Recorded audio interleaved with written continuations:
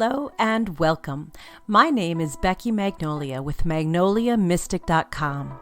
I'm your host for Secrets of an Everyday Mystic, a podcast that explores the magical ways that everyday people tap into the human experience, turning strife and struggle into something of beauty, strength, and healing. Thank you for listening. I hope you enjoy today's interview.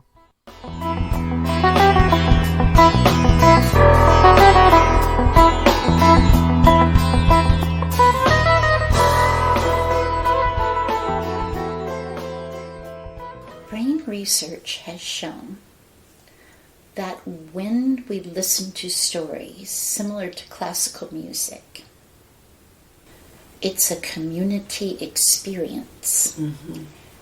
And it lights up all areas of the brain, whereas if a child is playing a video game, it only takes care of the back lobes of the brain, not the whole brain. The same as reading. When we're reading, lighting up, listening to classical music, it puts us in a zone where we are feeling that peace, feeling that connection. And that's good art, And when you look at a painting, you feel that connection with the artist, and you see the story on your own level.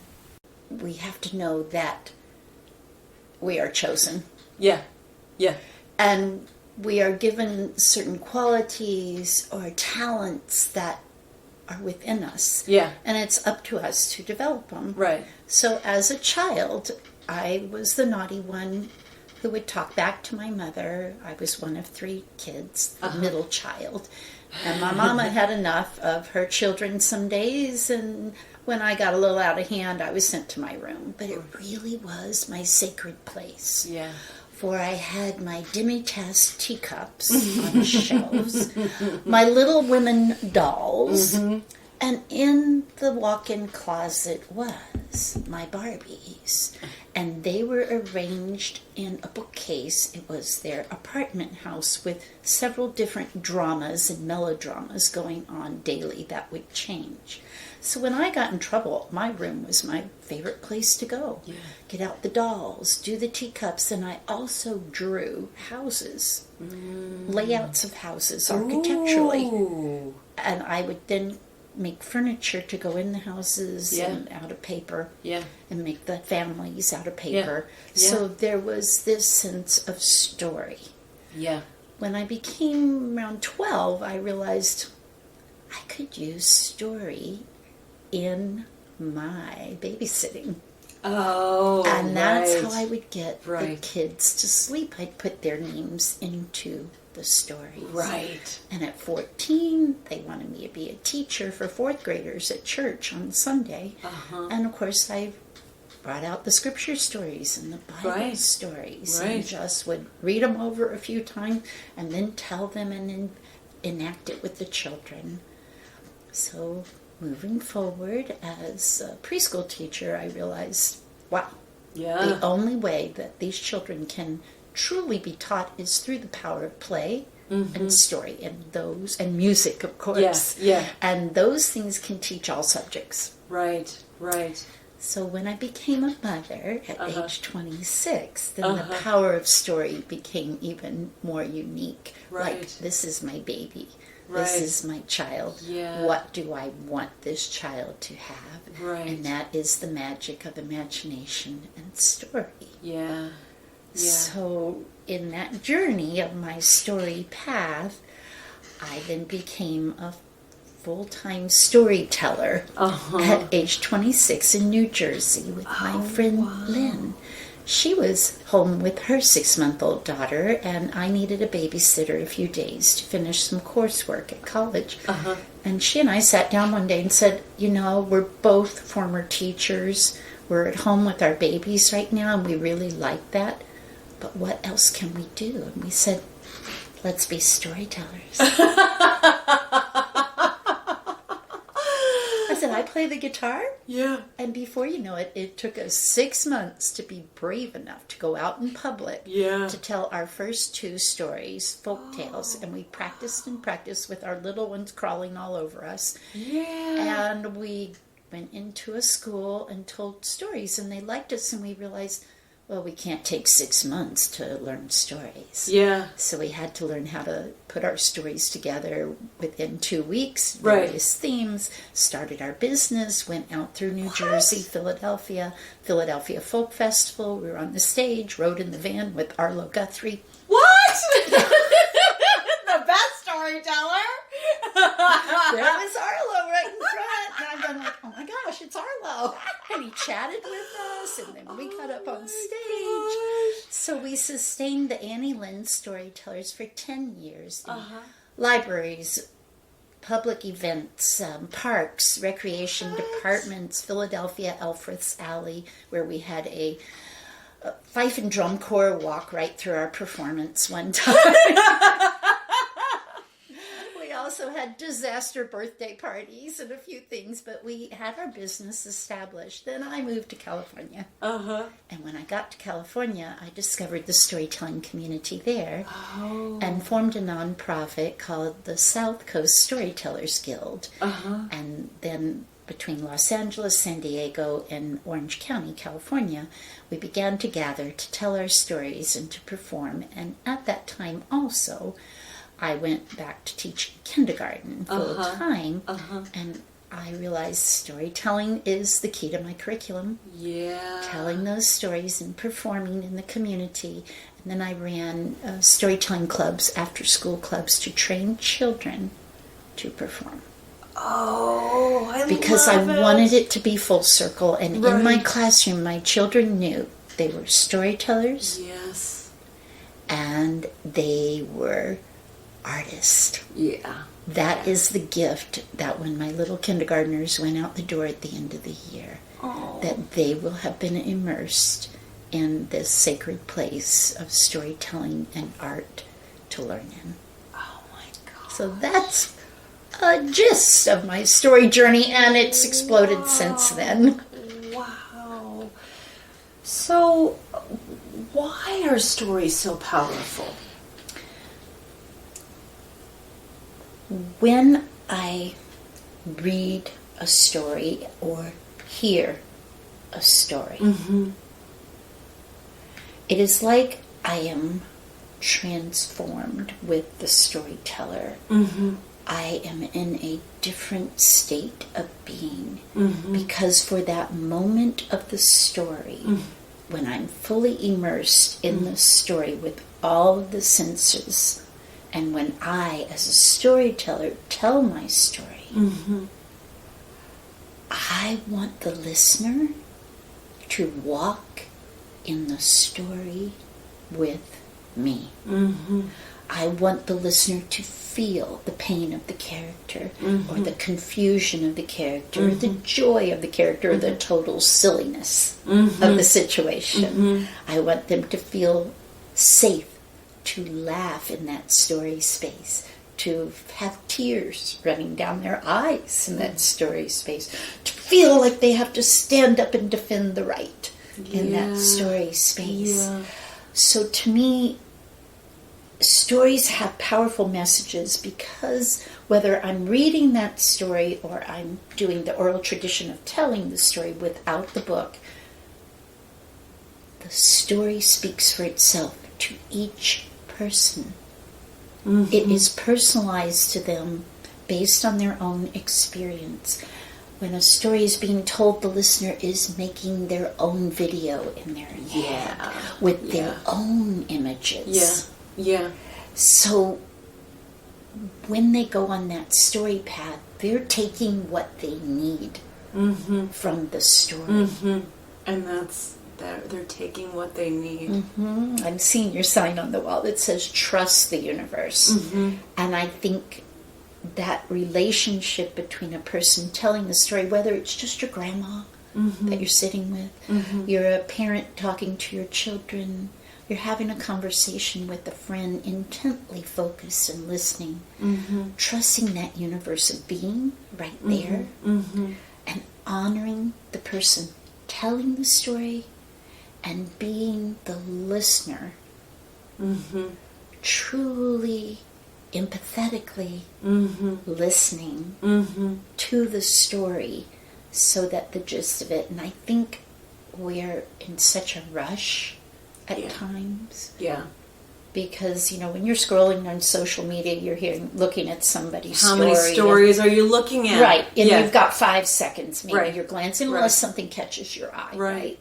Or you're looking at someone's video and then you're like, okay, I got things to do, moving on. Who else is saying the next? But I think the power of pausing, giving yourself permission to take that blessing of a story that someone is giving to you. Yeah. Requires on your part as the listener and the participation a certain level of trust to go into that story. Yeah. And a permission to feel it. Yeah. Feel it from the heart. Yeah. So, what is your role then? So you have this ability, and so, this podcast is called Secrets of an Everyday Mystic.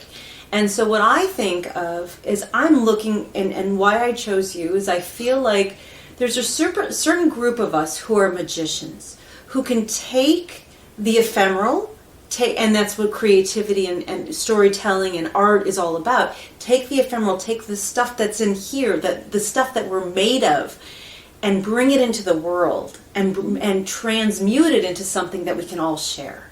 And what you're doing is exactly that. To me, the magician is the one who has that power, and you are clearly a master of it.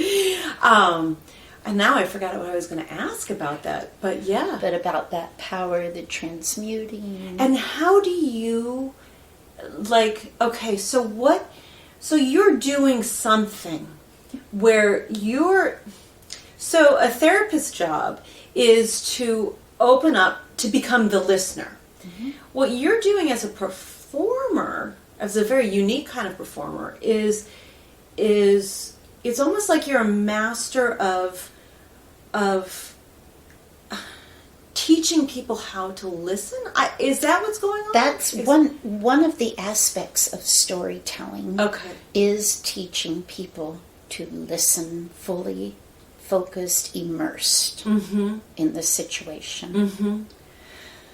Because in our normal day of conversation, might be having a conversation, I might not be making eye contact with the person, whereas as a storyteller, I make eye contact with my listener, even if I have 300 people in the audience. I am scanning. When I come on the stage, I come forth to bring the listener in and to give of my energy, to give birth to that story. Right. Now, some people might not be receptive. That's the squiggly kindergartner who's That's true, but usually what I find is sometimes even adults will say, well, that storytelling, like that's for little kids at the library. Right. Yeah, right. Okay. I've also had the middle school kids.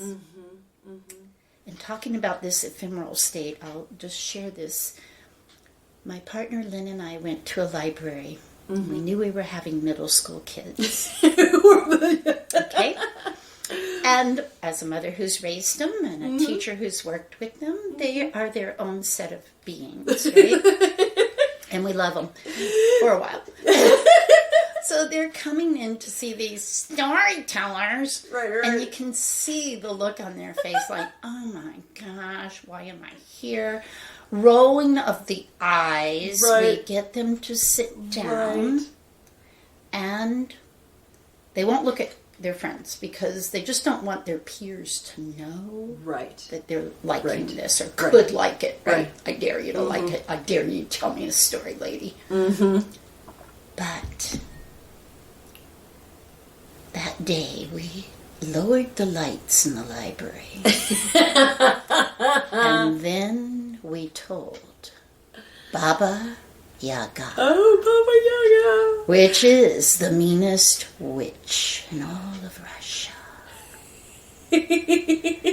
And we told about her house that walks around on chicken legs, turns to the east and turns to the west, and her iron-clad teeth. Within the first 5 minutes, they were there with us. Maybe terrified, I'm not sure. But Lynn and I felt we were out of body experience telling that story to these children because we connected with their fears. It's a story about overcoming fear, overcoming evil, triumphing the small girl, triumphing over the evil that was in her world by being smart and being kind. And she triumphed. So it had this wonderful message. The vehicle was the story. If I would have just said, let's have a discussion about how good triumphs over evil. Right, forget that. Nothing. No, yeah. We had them under the magic Yeah. spell, and literally Lynn and I felt like we were out of body when we told this story. Yeah. There was silence when the story was finished. Yeah. And that is something I have come to respect in my audience. Not to expect applause. I prefer when there's silence after the story because I know they are still walking through that story. They're still processing the story. Right. And they need time. That's an example of how the power of story. And with even those little wiggle kids, preschoolers, kindergartners, when the story is done right, for them it's usually interactive, very interactive. They chant, they respond to the story, they have a movement in the story, they're making animal sounds in the story. That's how I bring them in. And I go into, like next week, I'll be performing at a school, first graders. I'll have about 170 first graders. And they're coming in, and they're going to be full of wiggles. And so I have an African instrument that I shake to bring the story, because I always tell them, I teach them how to sit and how to listen, to invite the story into the room. Right. Because we honor this story. And pretty soon they're like sitting up like they're supposed to, and like, okay, I want that. And adults who are a little bit resistant at first. I went into it was a senior home. And it was a wonderful Jewish home, mostly wonderful Jewish. What are they, the Baba and the Zadis, and they were just funny as anything. And they're all in their walkers and getting ready for me, the entertainment for the evening. So as I walk in, I'm just sitting down, and they're all coming to finishing dinner and getting ready to go into this room. And I hear them, a storyteller. Do you believe they've got a storyteller here? Like, why do we need to get stories? We're not children. Exactly. We're not children. Come on. So they reluctantly went in, and I could feel that. I can feel what they are feeling. And so I never really have my stories completely planned when I walk in the room. Because I have to feel the audience first. Then I have, quite a few ready to go, things I was thinking about, which one. And so instead of starting with a story, I started with a song from their era. Right. And with that, it opened up to a story of how I met my husband, who is Jewish. And how I had to learn how to make matzo ball soup for the first time. It was like, at the end, oh my gosh, you're so wonderful. Oh, come back and tell us stories. I said, well, what stories do you have? Yeah. And they were telling me their stories of their first date and their first love and their mother-in-laws and all their situations. Yeah. So a storyteller can't just walk onto the stage. Even if you're a moth teller, if you are doing open mic, you can't just walk on the stage with your agenda. Right. When you go on that stage, you have to have the audience in mind. Mm-hmm. You may have to just glaze at them and make some judgment, like, okay, maybe this. Because if you don't have the audience in mind, they will not feel that you are there to honor them too. Right. So it's a beautiful give and take, and I know you have told stories on stages also. Yeah. Have you felt that? That's a good question. I think I'm still learning it. Mm-hmm. But yes, definitely. You have to. Yeah, I think it's a good question, because I think for me, I'm still a little nervous. I'm afraid to because what you're saying, and this is a good message of life, is that everything is a give and take, and you have to allow yourself to be a receiver. And sometimes if like, I'm a giver by nature, so I'm always giving, but to be open to the reception is a powerful thing. Yeah. Right. So that's something I'm still learning as a performer. Mm-hmm.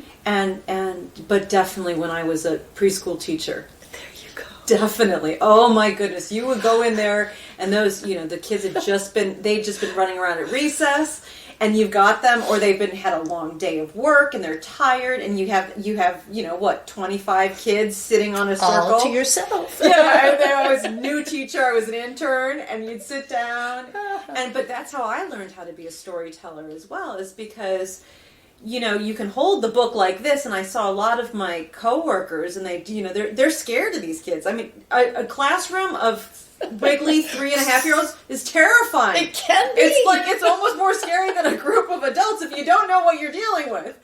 So yeah, I would go up there, and I had my two favorite books is Where the Wild Things Are. Of course. And I mean, I have that memorized now. And then Abby Yo-Yo. Do you know Abby Yo-Yo? Abby Yo-Yo. Yeah. Abby Yo-Yo. So who is that?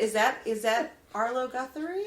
No, I believe, I don't want to mistake who wrote the story, but it's a storyteller. Pete Seeger. Okay. There we go. Yeah, exactly. A master. Yeah. But you pull those stories out, and you're not really reading the book. But you're right. That is it's a connection, and you need the rhythm, you need the music, you need that. Like Abby Yo-Yo is so great, because you'd be like, and then they all sang, and everybody's, and then like by the end they're like, yes, Abby Yo-Yo, oh my god, And the beauty of that story, which is great for young children, is the repetition. Yeah. When you have that chant that continues with the little girl and the giant, the Abba Yo-Yo, Abba Yo-Yo, and they feel the beat and the rhythm, and they're with you. They are with young children. Yes. So you saw how you brought them in instead of just holding the book up, flipping the pages. Every time you flip the pages, their little ADHD brains are going somewhere else. Right. So what I would recommend when I train teachers would be, love that story. They need to see the illustrations, especially the English language learners. They need to hear the vocabulary. So read it the first 2 days. Then close the book and try to tell the story the next few days. And you could draw pictures of it, make a storyboard. So the children, by the end of the week, they're telling that story to their friends. Yes. And in their homes. Yes. So, it's like that gift that you saw, the magic of story. Oh, yes. As a preschool teacher. Oh, my God. It was my favorite thing. And I think that's what drew me to you, is I was like, oh, she knows this. I mean, when you... and that's what got me to performing for adults as well, as the same thing. And so my big thing was with an open mic, the Inspired mic, which was an open mic, And as a writer, I would write novels and stuff, but you're home by yourself and you spend hours with these characters and yeah, you're storytelling. It's definitely storytelling. It's written storytelling. But you don't get any feedback. You're only getting your own feedback. It's like an inside loop, which is great and wonderful and so much fun. But what I found is when I would go to those open mics is that I would write these, because you only had 7 minutes on stage, so I would write stories, and I knew they had to be under 800 words. And so I would go, so when I wrote the story, I had in mind the tease. And and my stories, of course, were adult stories, and I kind of became known as the sexy storyteller, as I would tell sexy stories. Yeah, exactly. And everybody... All different genres. Yeah, exactly. And by the end, everybody was like, you'd look in the audience, and I was like, oops, what did I just do? You set the fire. Exactly. Like, oh, okay, I got this. Yeah, exactly. Whole different type of storytelling. But it was so much fun because you'd have them, and I guess you'd have. Yeah. And now I never got to the point where I could put the paper down. Okay. Because I was still, because I as a writer, I'm very true to my words. Exactly. It's like, right. I will cultivate 2 adjectives that are going to bring you in. And I'm not a memorization type person in the least. So what I would do is I would put it down, and I would look up, and I could still do it. Right. But the level that you're on, it's a different kind of thing, and I think there's a power to that. Right. Putting and the paper way down. that I train people to become storytellers is start with the written word. Most of my stories come from the written word, a few are oral tradition that I picked up here and there. But start with that written word. Let's say a fable. Fable's a great place to start because it's only maybe 3 paragraphs at the most. And it has a succinct beginning, middle, and end. There's always a conflict in the fable, and then there's always a resolution in the fable.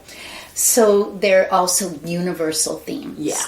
And when you go to do a business presentation or you want a universal theme maybe to start your presentation or to start an event, it's something everybody can understand and glom onto.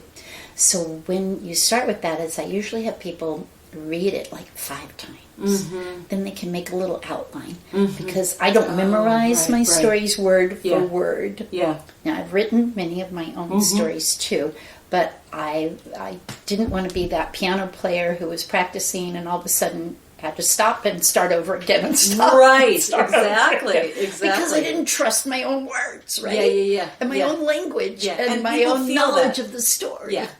So I recommend that they read it over 4 or 5 times. Tell it to the wall, tell it to your cat, tell it to your rat, tell it to anyone, and just practice that story until it is at that point of, it's mine. I own it. I'm going to tell it. And I'm going to leave out a few things. And the next time I tell it, it's going to be different. I never tell the same story twice. And that's the beauty of storytelling. Then I might tell a story for the first time, trying it out. Then I'll go back into that story and see, what did I leave and what did I miss out? Like, I love Hans Christian Andersen. His writing is very complex.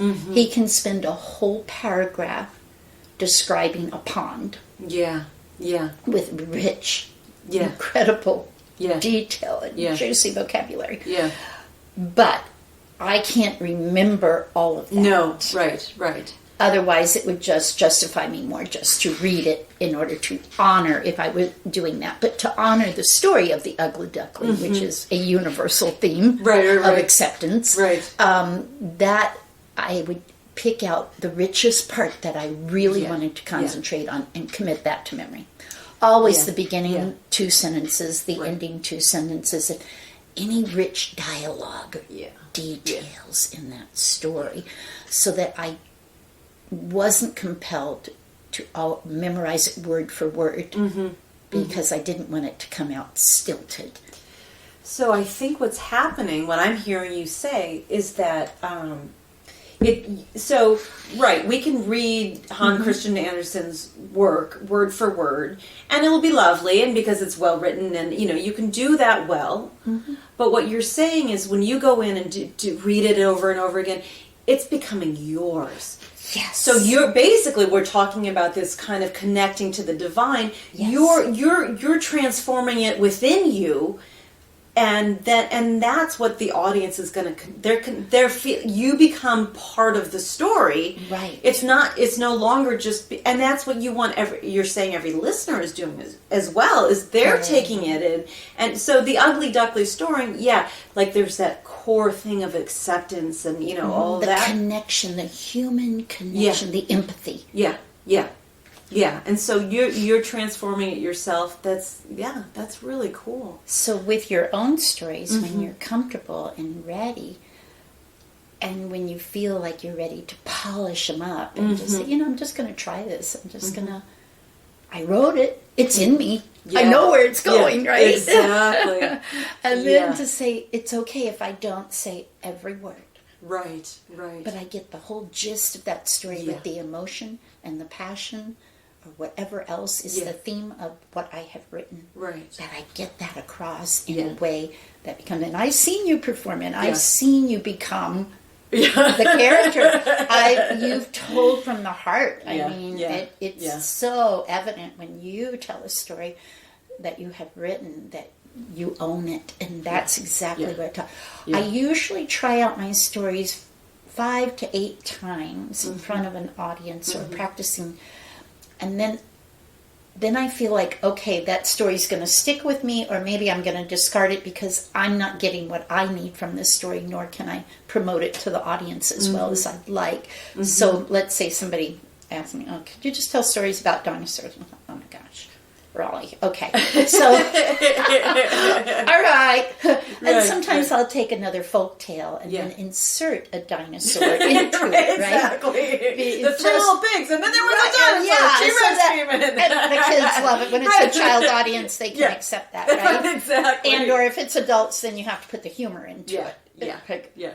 And there I was, paddling along the stream when I saw a dinosaur.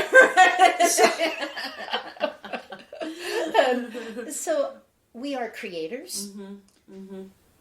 As a storyteller, as a story author, you as an author, we create, and we create it from that place inside of us, that sacred space.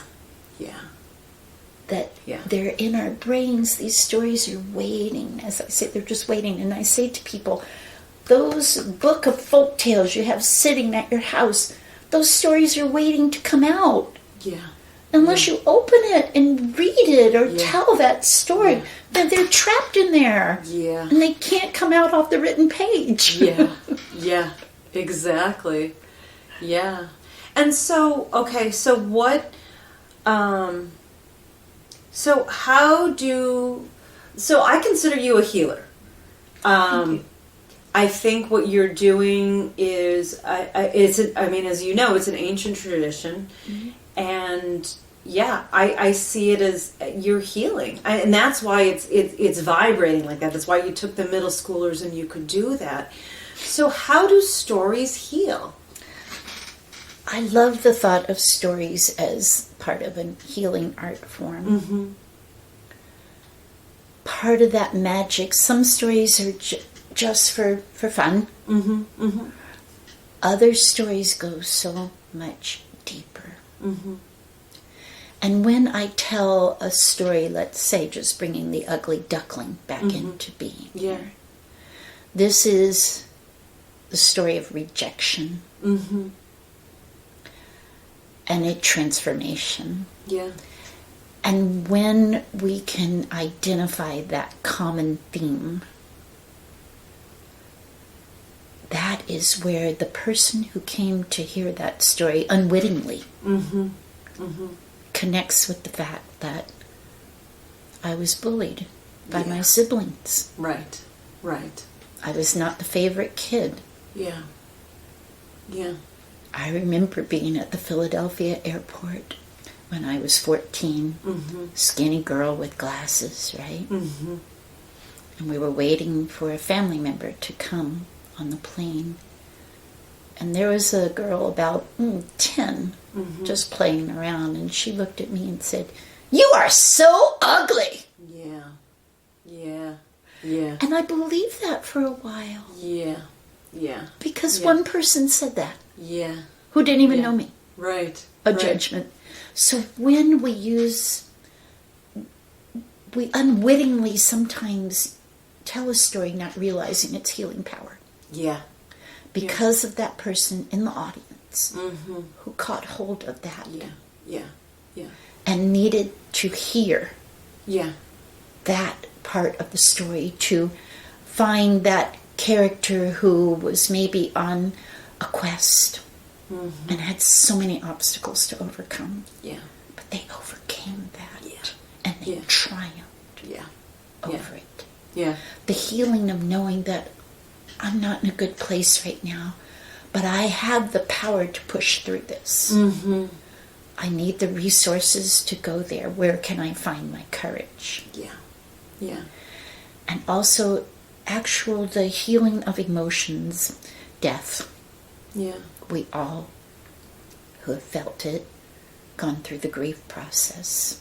For our parents in our age group, usually we're getting there.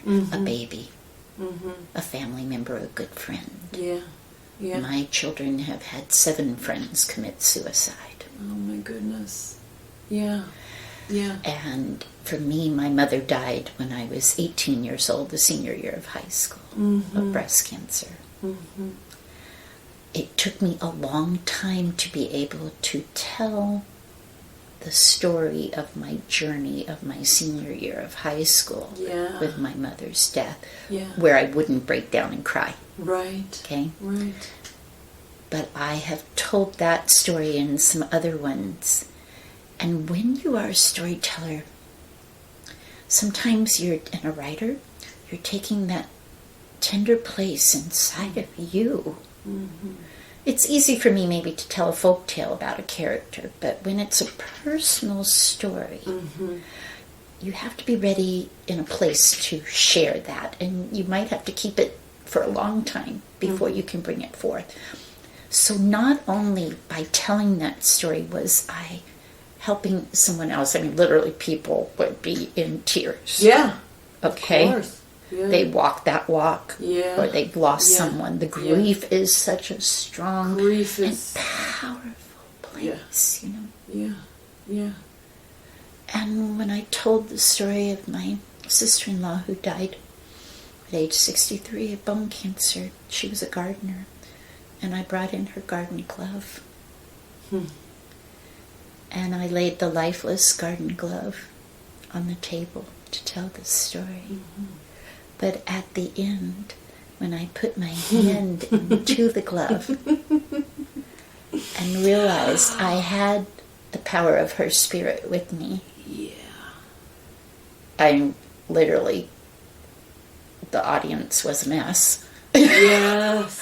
And that wasn't my intent. No. But I needed to tell that story for the catharsis. That they're so, not really selfish, but I knew that other people had walked that place. And I felt that they could identify with that grief. So those tears that came out for them, and even for me when I was telling the story, were part of the healing. The scary stories for children. Okay? Children need some scary stories. Well, the world is scary enough. But they need to see characters in stories going through that scary place and coming to the end to triumph over that scary place, to conquer, like in Baba Yaga, the little girl who was able to triumph over the evil. Bruno Bettelheim has written many books, but he is a wonderful author, and he has taken folk tales apart. And he finds the core. Let's say you've got Little Red Riding Hood. There's so multiple levels on that. Okay? And we know as women, it's a rape. You know?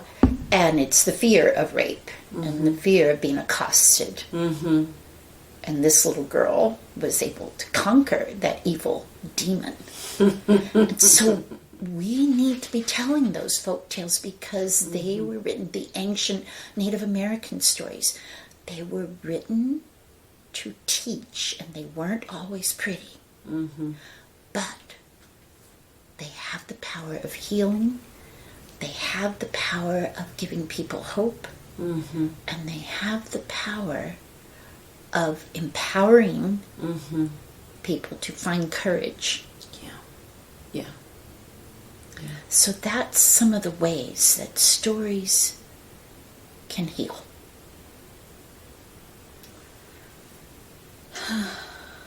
And I'm thinking about also the power, one of my favorite concepts is connection.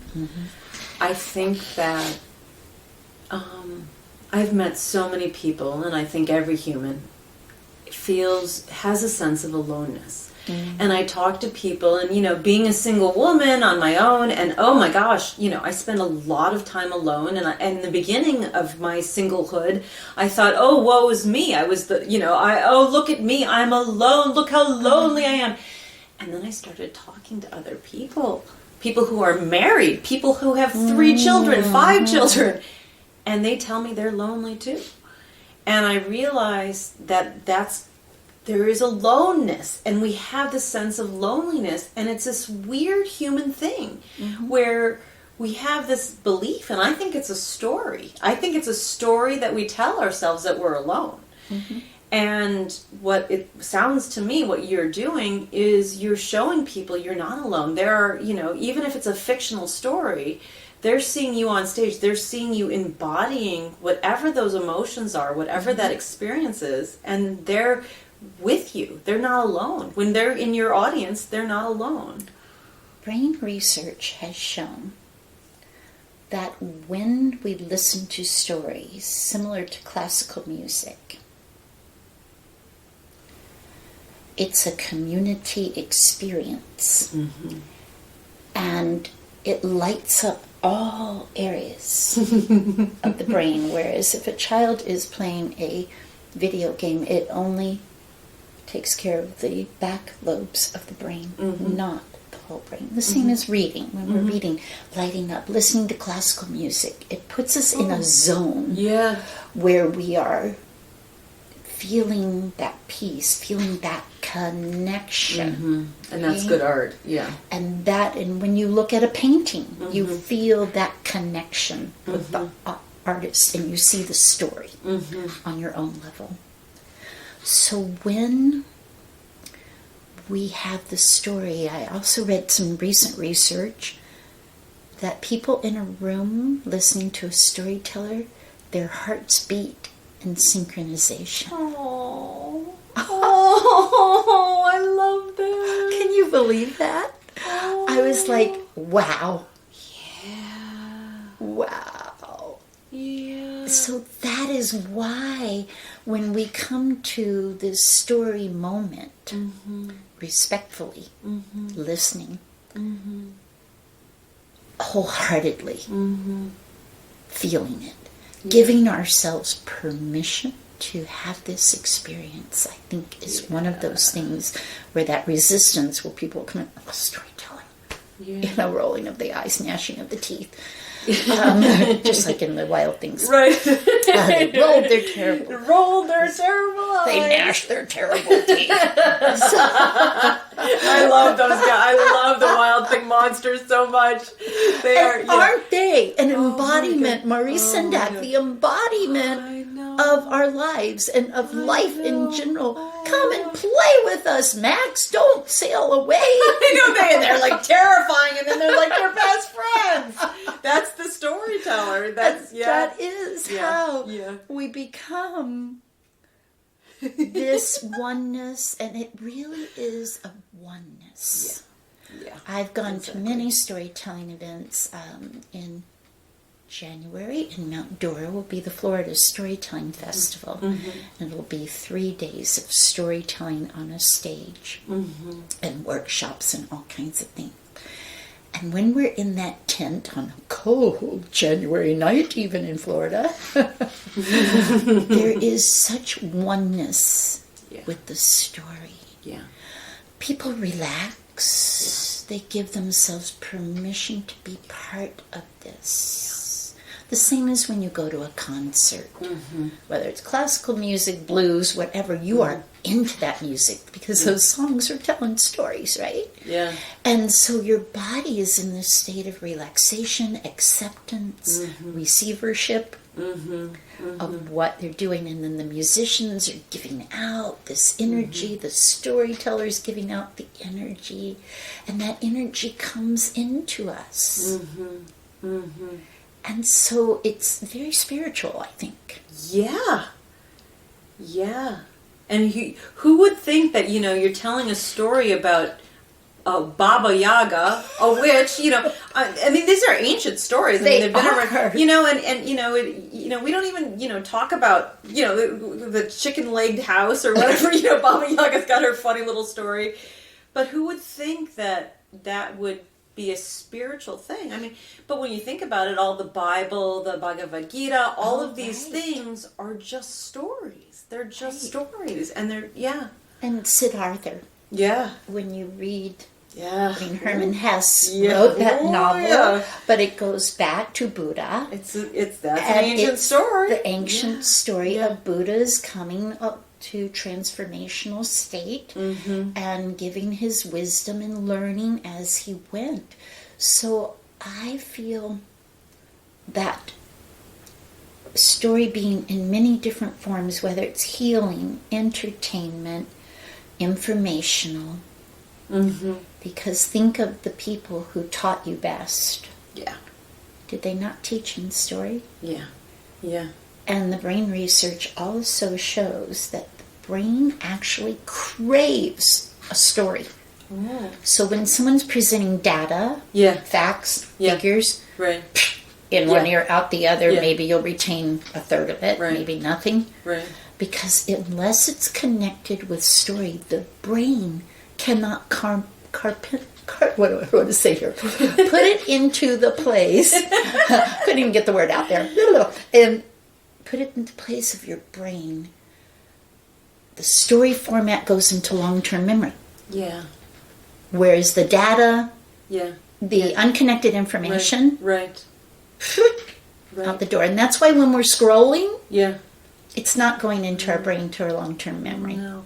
And you're not having the connection. And I know when I learned as a kid, I think story, we can talk about story structure. Right.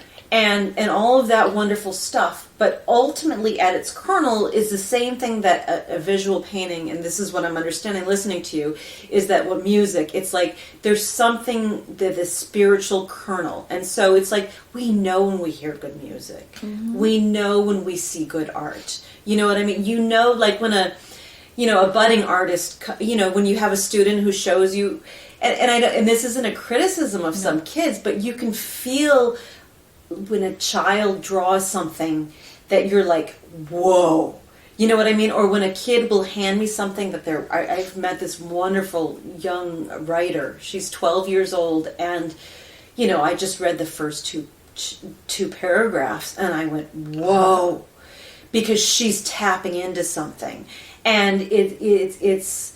And that's what it is it's like that it's something unspeakable. I think it's something we can kind of talk about, but it's something you don't know unless you feel it. And I feel you and I are connected because you're a writer, you've been a teacher, you're a mother, you are a spiritual person going out into the world, connecting with people in the work that you do. In finding people's stories, you elicit stories from people. Yeah. And so in our roles as teacher, storyteller, and healers, we have this desire for that human connection. Yeah. And we're the fairy ladies too out there. People probably wonder, oh my gosh. I could be out in a tutu and be in my element. So it's not a problem, And I think people notice that when you talk about auras and the chakras that come into our being, they notice something about our light. And sometimes our light can be in a dark place too. Of course. Because we're human. Yeah. And we run through those various ups and downs and hills and valleys in our lives. But that's part of that story. Yeah, you have to have that. Because sometimes we have to go through the darkness to get to the light. Yeah. And that's what folk tales are all about usually, right?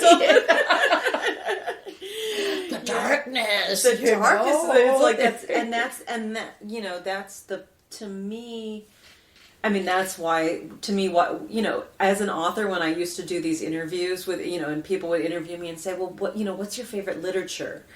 And I would get kind of squirmy in my seat, and I'm like, well, my favorite all-time book is Where the Wild Things Are, and I'm like, actually, there's a couple Pixar movies that I really like, and because their essence, it's like, I don't need a thick novel to tell me my truth. And that's just my personality. Right. Like, some people love the intricate richness. For me, I love Where the Wild Things Are because it's pure. He goes in, he's angry, and these monsters are, and he tames them, and he goes home. The monsters. And his mom still loves him, even though he went through all of this. He went through this wild. He sailed over the sea for days. And went to the wild things are, where the wild things are. And his mom still loved him in the end. She gave him, he still had dinner for him. And that's our full circle of life. That are we loved. And we're still for some loved. people, the trauma is so severe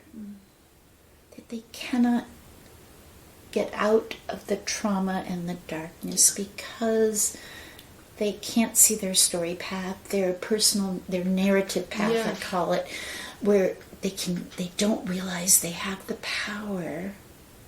Yeah. Because they're so broken at that time. The power to heal. Yeah. And get on a new path and create that new path. Yeah.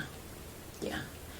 And so I'm going to ask you a big question then is how can we help people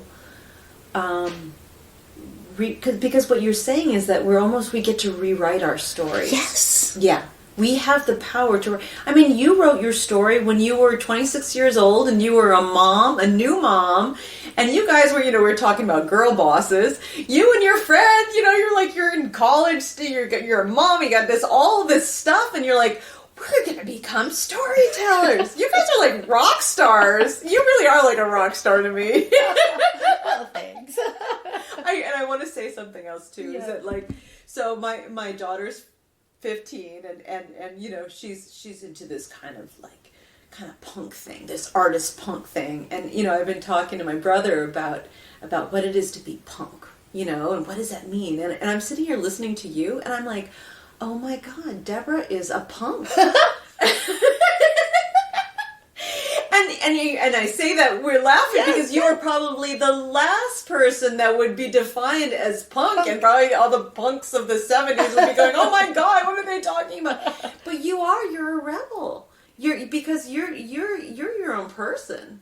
I mean, that's how I see it. I mean, I don't know, you tell me what you think. Well, I think talking about that narrative path and how we change it, for some reason, I don't know, maybe it was because I was the middle kid that I saw what my sister did, and I said, I don't want to do what she does because she gets in lots of trouble. I saw my brother driving my mother crazy. Right. I don't want to go down that path either. I'm going to make my own little world, right? Yeah. And I did.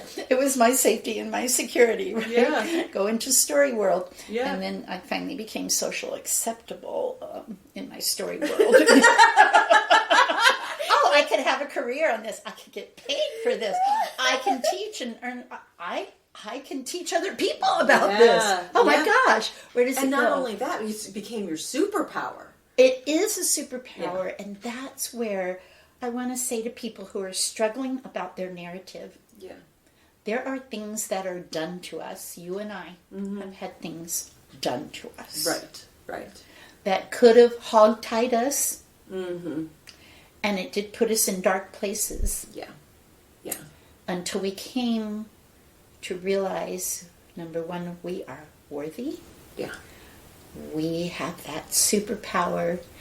We have this discovery of our talents, the power, the girl power, the woman power, that we can rise above and say, you know, that didn't work for me. I have to let some of this go. Yeah. Yeah. It's a hard process, though. I am not making light of it. No. And for some of us, it requires therapy. For some of us, it's self-realization. For some of us, it's just changing that path a little bit. Getting rid of some of those old friends, even toxic relationships. Yeah. Letting go of that so that that full being can come to be. It's that butterfly. It's going through that, the being in that beautiful experience of being transformed from the caterpillar to the butterfly. But it's not an easy process. No. But I think it starts with the light of hope. Yeah. And we're talking about a little bit about like faith. Yeah. Do I have faith in myself to be able to get through this dark part of my story, to reimagine, to reinvent myself, to change my narrative path so that I'm finally doing something I love. Yeah. And I'm finally finding that socially acceptable place where I fit in. I was always, I don't know, in school, I was always a little out of there, you know? Exactly. Right, that's what I mean, you're a punk. I was put in the corner, and I was leading the civil rights walkouts at school. And the time Biafra, you know, going out Biafra, where the children in Africa were starving, and I was out there raising money for the children in Africa. Right. How old were you when you were doing I was 14. Yeah. You know, and then I always, you know, was give me a Yeah. stage and I'm on it, and you know, so I think that mindset that we hear a lot about. But we can put ourselves in the dark place when we make our story path negative put-downs, not honoring ourselves and putting our self-esteem. And sometimes that's because of the messaging we've gotten from people we thought who loved us, you know? Yeah. And I've realized the power of self-love is one of those survivor skills that can pull us out of the darkness.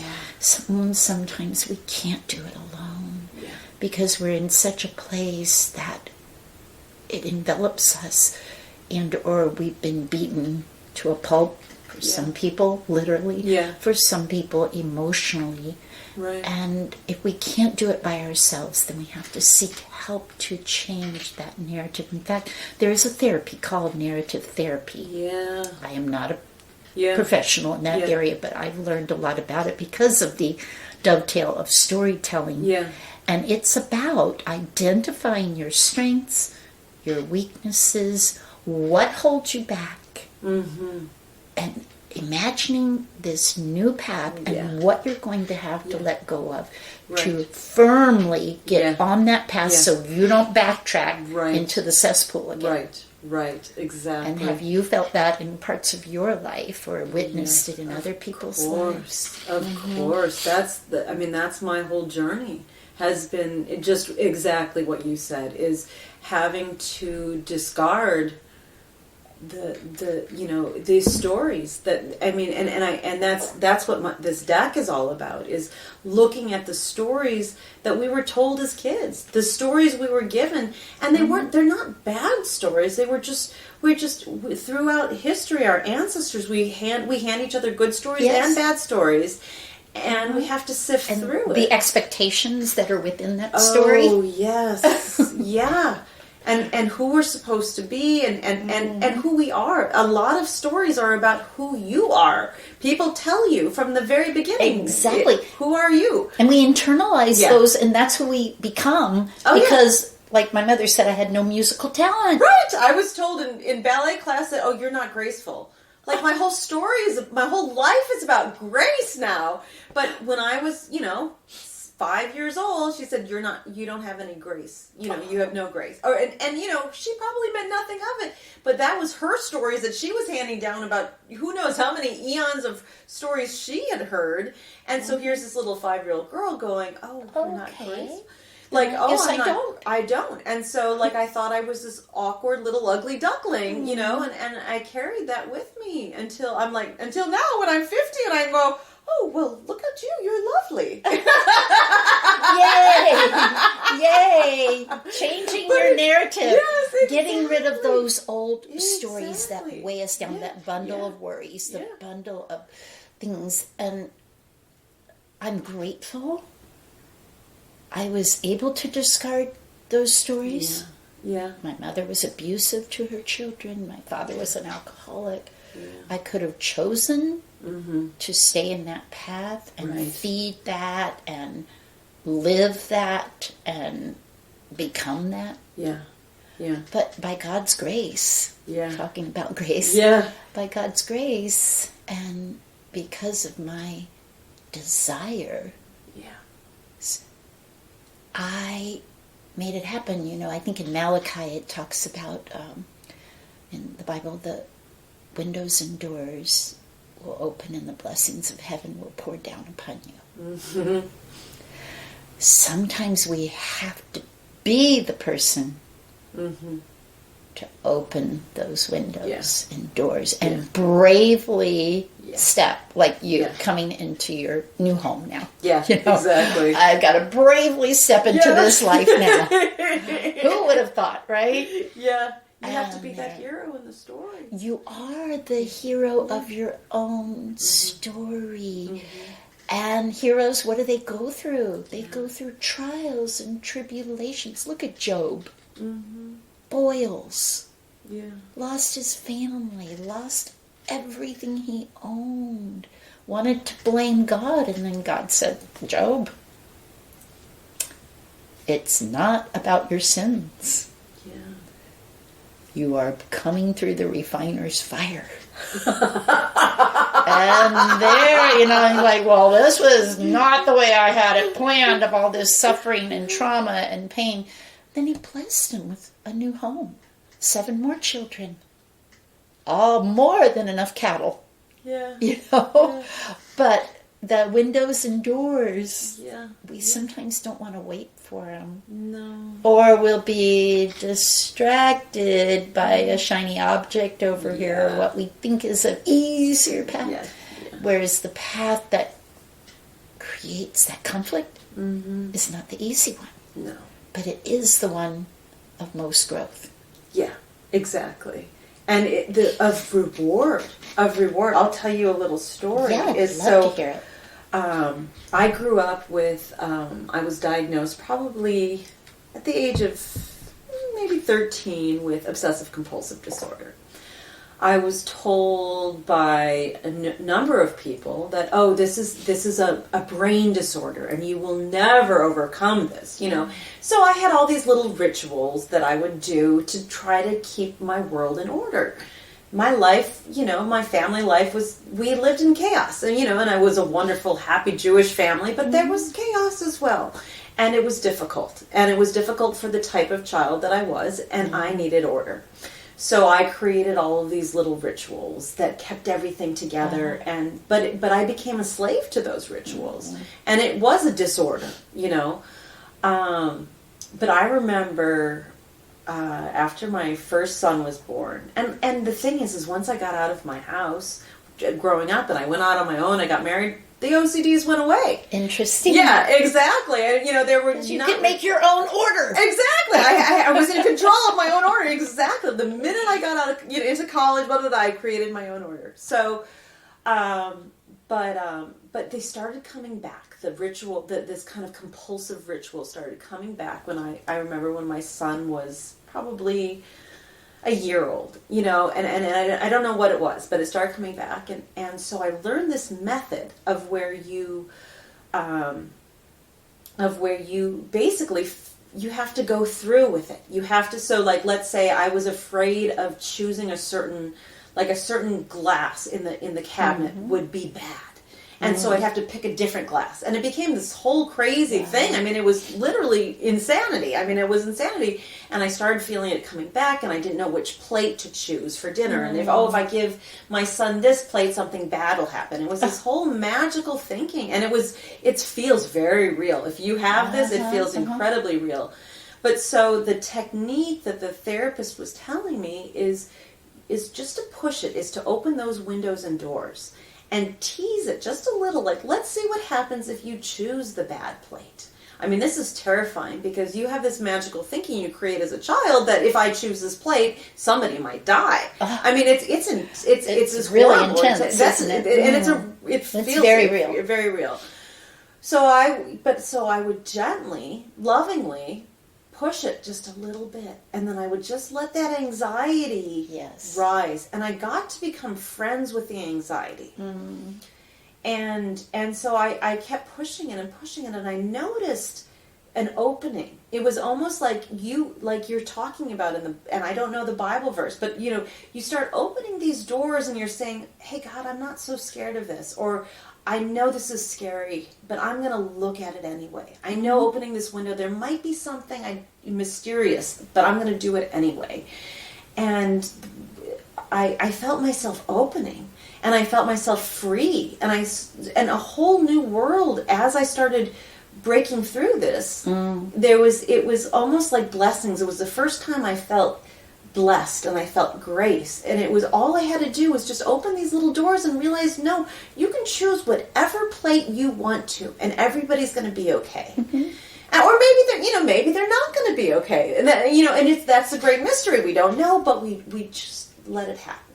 You know what I mean? And so that that's for me, a great story that explains that struggle you went through, but also that you saw the light to be able to move forward through it. Yeah. And not to let it control you as much anymore. It's like the anxiety monster. It's like, poof, get out of here. Like the kids who are afraid there's a monster under their bed, right? Exactly. And it's like, how do we get rid of those kinds of monsters that hold us back in our story? Yeah, and it's not the monster. It's the fear of the monster. Fear of the monster. You're absolutely right. The monster is actually the fear, not the monster itself. The fear is the monster. Yeah.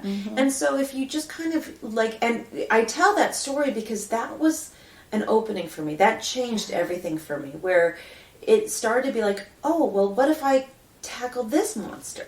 And every time I find a new monster, and we know we're both humans. There's some scary monsters out there. We've both seen the scariness of life, and we know the despair. We see it in others, and we know life is scary. It's big, and there's traumas. But if we keep those doors and windows shut, then we never really live. I don't think we're supposed to be actors in a story. I don't think this is your life kind of thing. This is your life. This is the story. Is it going to play out, or are you just going to put yourself into a little shell and stay safely ensconced in this place where nothing ever comes in and nothing ever goes out? Exactly. And think about Pandora. That's one of my favorite stories, right? Yes. So in some versions, I think she's the bad guy, right? I mean, look at her, this chaotic woman. Like, she goes in and she's like, I'm going to open this box, But what if she had never opened that box? You know what I mean? And everything escaped, and I don't remember the story verbatim, but I know it was all the evils and the strife and the trials of the world came out to this earth. One little lady opened the box. She was a powerful chick. But what if she hadn't? What if she hadn't opened that box? Well, they same as they bring back the creation story of Adam and Eve. Exactly. Had she not, then they would have stayed there in that beautiful place of Eden and never had to face trials of life or burdens. And man never would have come to pass, and woman, it'd be like, whoa. We'd still be there. And is that good or bad? I don't know. Maybe sometimes it could be good. Maybe we Take me to Eden. I need to go to Eden. Like, Eve, what did you do? Come on, Mama. Guys,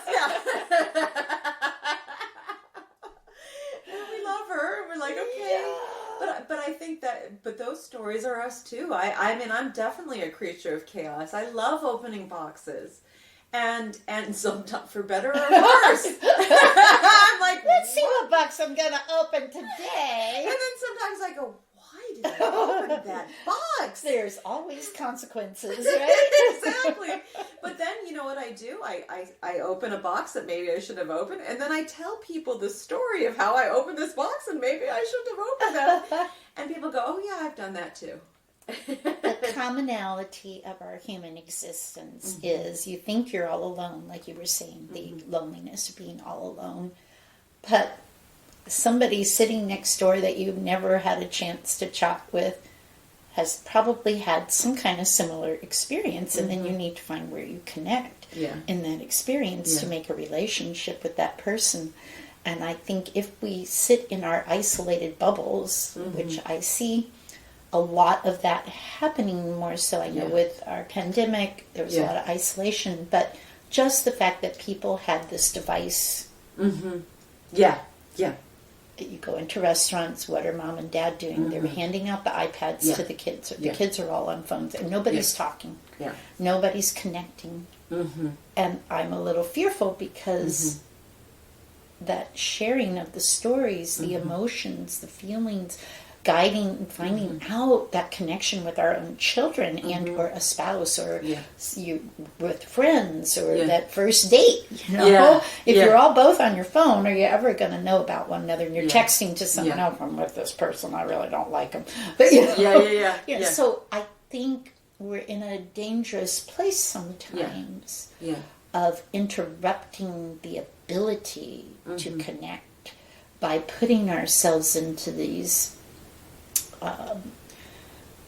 bubbles where we're safe in our own little bubble, in our own little virtual world, but we're not always stepping into reality, or we're closing reality out, so those doors and windows can't open, and by chance you realize, had I not talked to this person, I wouldn't have found this out. When I go on a plane, I usually try to talk with people, but the last 2 years people aren't talking. They're like putting in their earbuds. It's like, I want to be in my own space, and sometimes you just need to be in your own space. Like, do not talk to me. Okay. That's I came on this plane to get 2 hours apiece, buddy. Don't invade it. You know, boundaries. But I always have found so many charming things when I took that opportunity to just have that casual conversation with someone who seemed receptive at the time to continue a conversation. Well, I think the good news of that is that we are wired for this, and I think this is my perspective on that, is that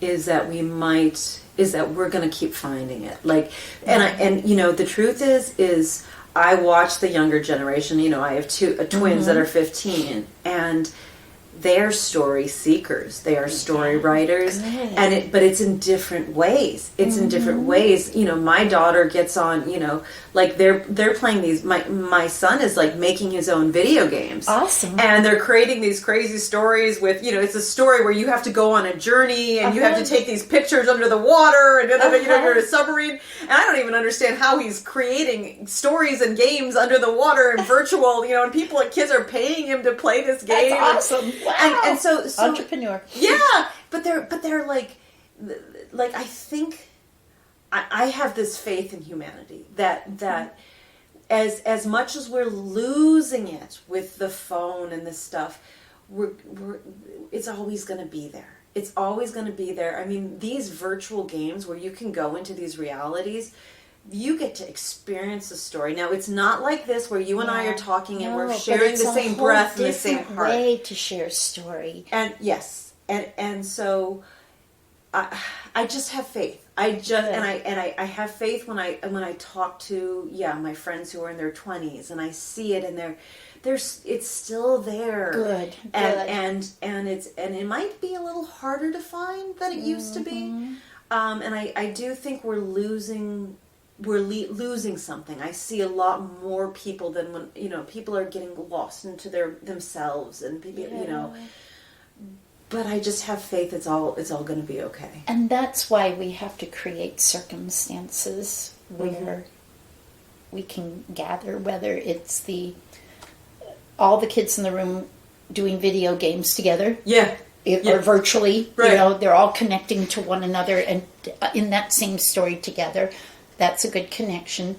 But I think the person to person is really essential. Like you said, the heartbeats, you're sharing the same breath, you're sharing to be together like you and I having this conversation right now, and whomever is going to listen to it, that we are, as you said, humans. We are communicators. We have a desire. There's a need. I don't think we've evolved to that point where we can all just exist in our personal bubble in virtual reality. No. So I think there has to be people who hold on to this, and that's why when I work with children and tell them stories, my hope is they will see the power of story. They will feel the power of the story. They will have a desire to be with people who maybe share a common story or go off into a room. You walk into a room and now you've got a story with people. Yeah, exactly. So I know we can't solve all the problems of the world, but the bottom line is storytelling is powerful. Yeah. And face-to-face storytelling is powerful. Yeah. Can you close us off with a little story? I'd be happy to. The one you started with that we didn't get on recording, would that be a good one? Absolutely. Okay. All right. Okay, this is a folk tale. It's called Bundle of Worries. In this village, everyone went about their day-to-day work. The farmers, the shopkeepers, the mothers with babies, the fathers, the gardeners. Everyone had a role in the village. But everyone also had a sack that they carried. They were all different sizes.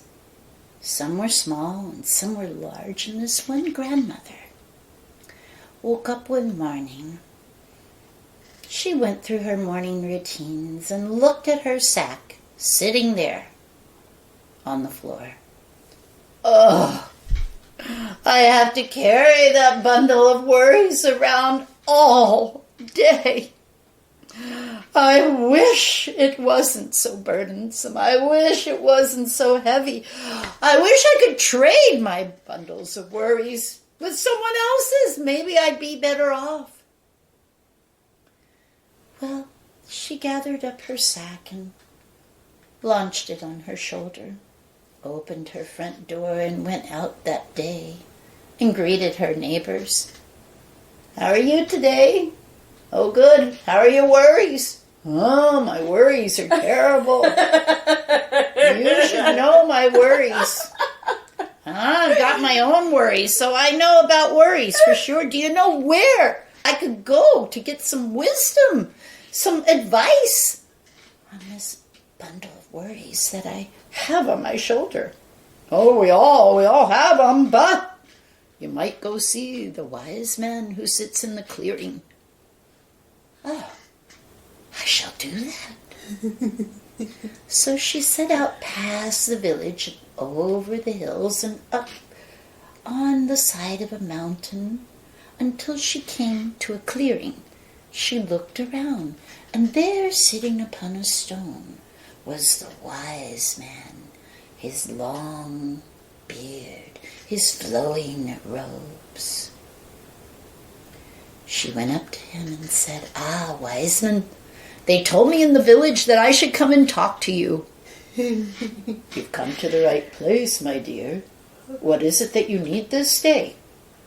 "You see this bundle on my shoulder? It breaks my back. It wears me down. It's so horrid. It's my sorrows. It's my worries, all on my back."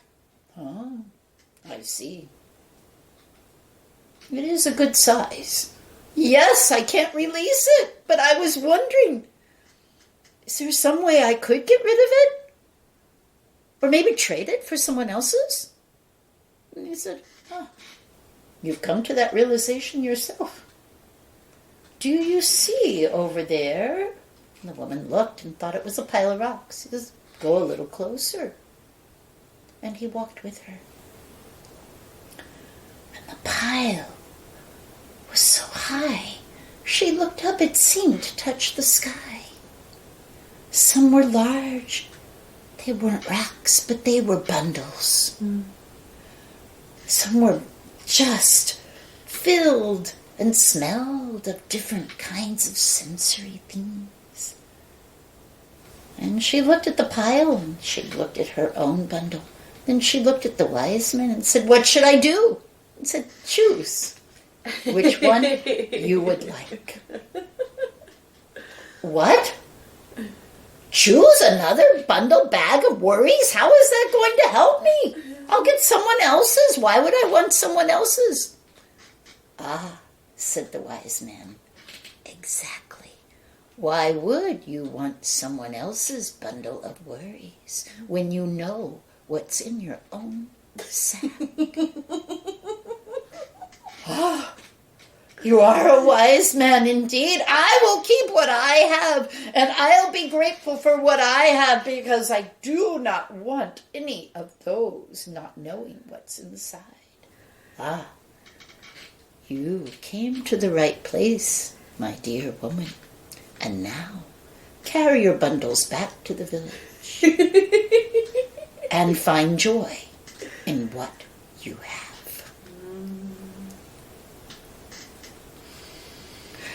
And there we are with our bundle of worries. Yeah. Yeah. Do you think we can put our bundle of worries down? I think we should rest our bones from the bundle of worries and have some joy. Read stories, play, do art, listen to music, go for a walk, sit along the river, go to the ocean, and let those bundles go. Yeah. Just for a little while. Yeah. Yeah. Thank you so much. I appreciate this. It was a delight to be with you today, Becky. Thank you.